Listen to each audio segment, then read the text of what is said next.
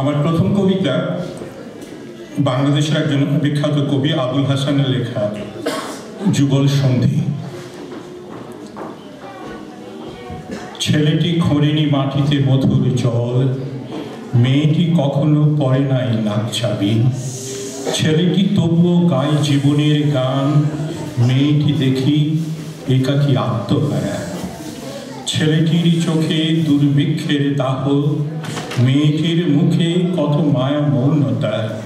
কত যুগ যায়, কত শতাব্দী যায়, কত যুগ ধরে কত না সে বলিদান। ছেলেটি খোঁড়েনি মাটিতে মধুর জল, মেয়েটি দেখেনি কখনো বকুল ফুল।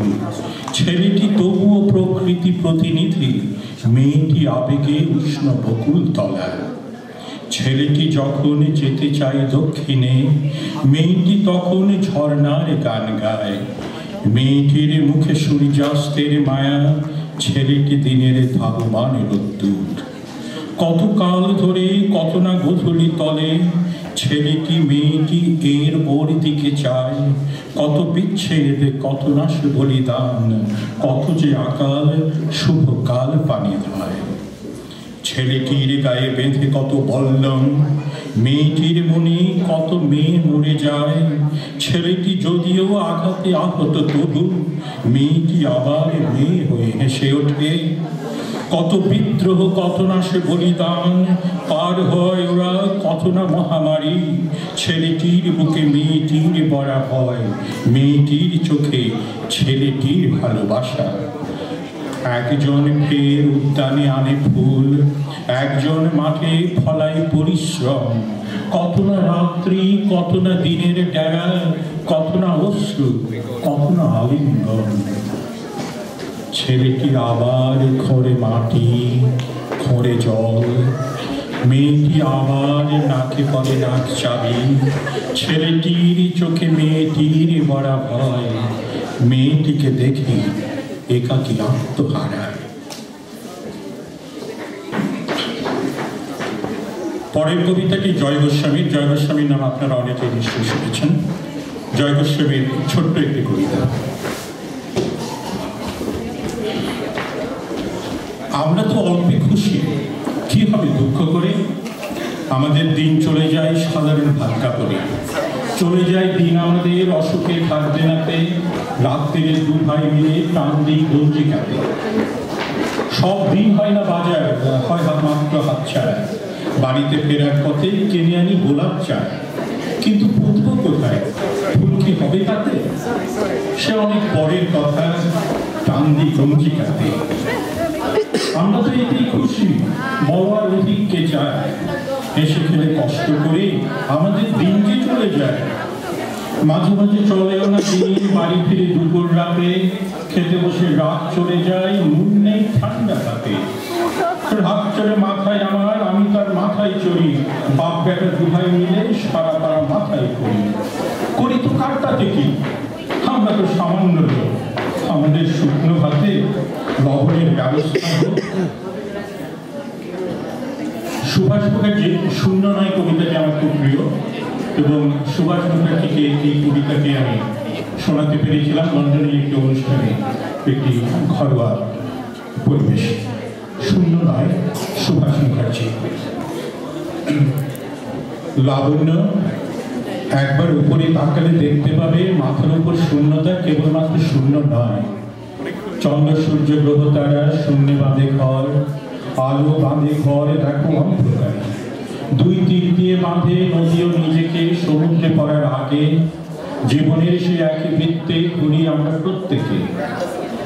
জন্মে মৃত্যুর চিন্তায়, প্রেমে হলে বিচ্ছেদের ভয়। পদে পদে ভুল ভ্রান্তি, অথচ জীবনের চেয়েও বড় ঢের ঢের বড়।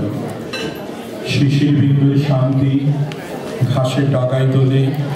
পুলকিত পত্রগুচ্ছ বাতাসের নিঃশ্বাসে নিঃশ্বাসে হাত নেড়ে বলে, বাঁধো নীর বাঁধো। লাবণ্য, একবার তুমি তাকাও আকাশে।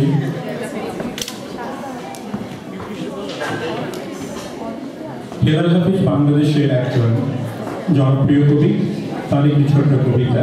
কবিতাটির নাম প্রস্থান। এখন তুমি কোথায় আছো, কেমন আছো, পত্র দিও। এক বিকেলে মেলায় কেনা খামখেয়ালি তাল পাখাটায় খুব নিশীতে তোমার হাতে কেমন আছে পত্র দিও। ক্যালেন্ডারের কোন পাতাটা আমার মতোই খুব ব্যথিত, ডাগর চোখে তাকিয়ে আছে তোমার পানে পত্র দিও। কোন কথাটা অষ্টপ্রহরে কেবল বাজে মনের কানে, কোন স্মৃতিটা উস্কানি দেয় ভাসতে ধরে প্রেমের বাণী, পত্র দিও, পত্র দিও। আর না হলে যত্ন করে ভুলেই যেও, আপত্তি নেই, গিয়ে থাকলে আমার কাছে তার কি লাগে। আমি না হয় ভালোবেসে ভুল করেছি, ভুল করেছি, নষ্ট ফুলের পরাগ রেখে পাঁচ দুপুরে নির্জনতা ভুল করেছি। কি এক জীবনে কতটা নষ্ট হবে, এক মানবী কতটাই বা কষ্ট দেবে।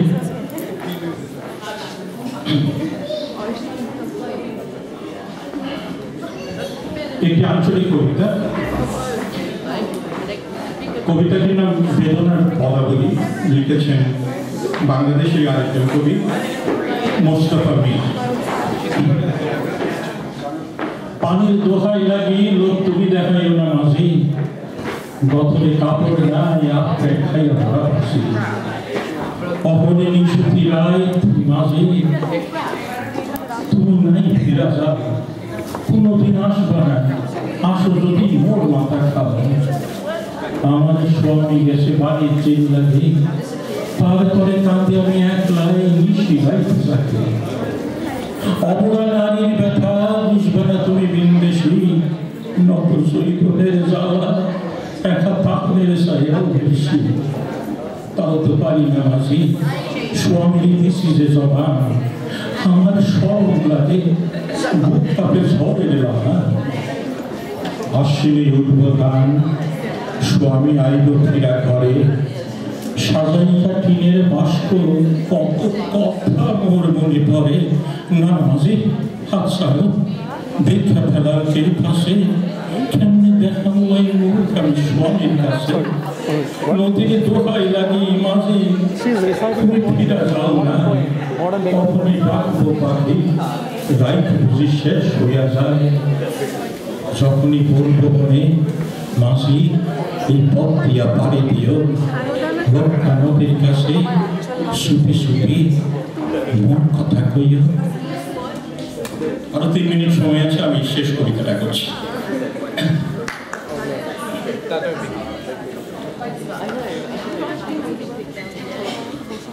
আপনারা বোর হলে বলবেন, আমি চলে যেতে পারি। না না, ভালো হচ্ছে।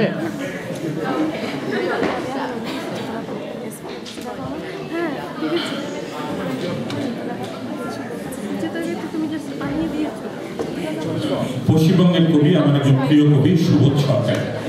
সুবোধ সরকারের শাড়ি কবিতাটি আমি ডিপ্লয়েড আমেরিকায় একটা অনুষ্ঠানে করেছিলাম। আমি কয়েকজন মহিলাকে কাঁদতে দেখেছিলাম কবিতাটা, এতই মনোজ্ঞ। কবিতার নাম সাদা। বিয়েতে 51টা শাড়ি পেয়েছিল মেয়েটা,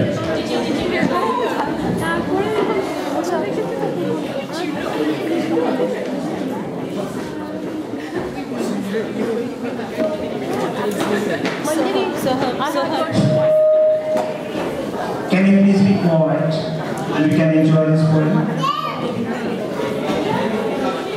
বিয়েতে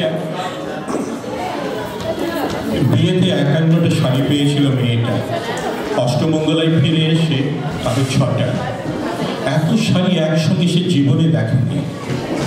আলমারির প্রথম থাকে সে রাখলো সব নীল শাড়িতে, হালকা নীল একটাকে জড়িয়ে ধরে বলল তুই আমার আকাশ। দ্বিতীয় থাকে রাখলো সব গোলাপিতে, একটা গোলাপিকে জড়িয়ে সে বলল তোর নাম অভিমান। তৃতীয় থাকে 3টি ময়ূর, যেন 3 দিক থেকে ছুটে আসার সুখ। তেজপাতা রং যে শাড়িটার, তার নাম দিল বিষাদ। সারা বছর সে শুধু শাড়ি উপহার পেল, এত শাড়ি সে কি করে এক জীবনে পড়বে। কিন্তু বছরে যেতে না যেতে ঘটে গেল সেই ঘটনাটা। সন্ধ্যের মুখে মেয়েটি বেরিয়েছিল স্বামীর সঙ্গে চাইনিজ খেতে। কাপড়ে মুখ বাঁধা 3টি ছেলে এসে দাঁড়ালো। স্বামীর তলপেটে ঢুকে গেল পুরো 12 ইঞ্চি, ওপর থেকে নিচে, নিচে থেকে ডান দিকে, যাকে বলে এল। পড়ে রইল খাবার। চিলি ফিশ থেকে তখনও ধোঁয়া উঠছে। এর নাম রাজনীতি, বলেছিল পাড়ার লোকেরা। বিয়েতে 51টা শাড়ি পেয়েছিল মেয়েটা। অষ্টমঙ্গলায় ফিরে এসে আরো 6টা। একদিন দুপুরে শাশুড়ি ঘুমিয়ে সমস্ত শাড়ি বের করে 6তলার বারান্দা থেকে উড়িয়ে দিল নিচের পৃথিবীতে। শাশুড়ি পরিয়ে দিয়েছেন তাকে সাদা থান। 19 বছরের একটা মেয়ে, সে বড় একা। কিন্তু সেই থানও এক ঝটকায় খুলে দিল 3 জন পাড়ার মোড়ে। একটি সাদা নগ্ন বিধবা মেয়ে দৌড়াচ্ছে, দৌড়াচ্ছে, দৌড়াচ্ছে, হাত চিৎকার করছে, বাঁচাও, বাঁচাও, বাঁচাও। পেছনে 3 জন। সে কি উল্লাস! নির্বাক পাড়ার লোকেরা। বিয়েতে 51টা শাড়ি পেয়েছিল মেয়েটা। অষ্টমঙ্গলায় ফিরে এসে আরো 6টা। 150তম জন্মবার্ষিকী পুরো বিশ্ব পালন করছে। চলুন আমরা এই কবিতার মধ্যে দিয়ে আরেকবার আমাদের প্রাণের ঠাকুর রবি ঠাকুরকে মনে করি। রবীন্দ্রনাথ ঠাকুরের আফ্রিকা। উদ্ভ্রান্ত সেই আদিম যুগে স্রষ্টা যখন নিজের প্রতি অসন্তোষে নতুন সৃষ্টিকে বারবার করছিলেন বিধ্বস্ত, তার সেই ঘন ঘন মাথা নাড়ার দিনে রুদ্র সমুদ্রের বাহু প্রাচী ধরিত্রীর বুকের থেকে ছিনিয়ে নিয়ে গেল তোমাকে আফ্রিকা। বাঁধলে তোমাকে বনস্পতির নিবিড় পাহারায় কৃপণ আলোর অন্তঃপুরে। সেখানে নিভৃত অবকাশে তুমি সংগ্রহ করছিলে দুর্গমের রহস্য, চিনছিলে জল স্থল আকাশের দুর্বোধ সংকেত। প্রকৃতির দৃষ্টি অতীত জাদু মন্ত্র জাগাচ্ছিল তোমার চেতনাকৃত মনে। বিদ্রুপ করছিলে ভীষণকে বিরূপের ছদ্মবেশে। শঙ্কাকে যাচ্ছিলে হার মানাতে, আপনাকে উগ্র করে বিভীষিকার প্রচণ্ড মহিমায় তাণ্ডবের দুন্দুভির নাদে।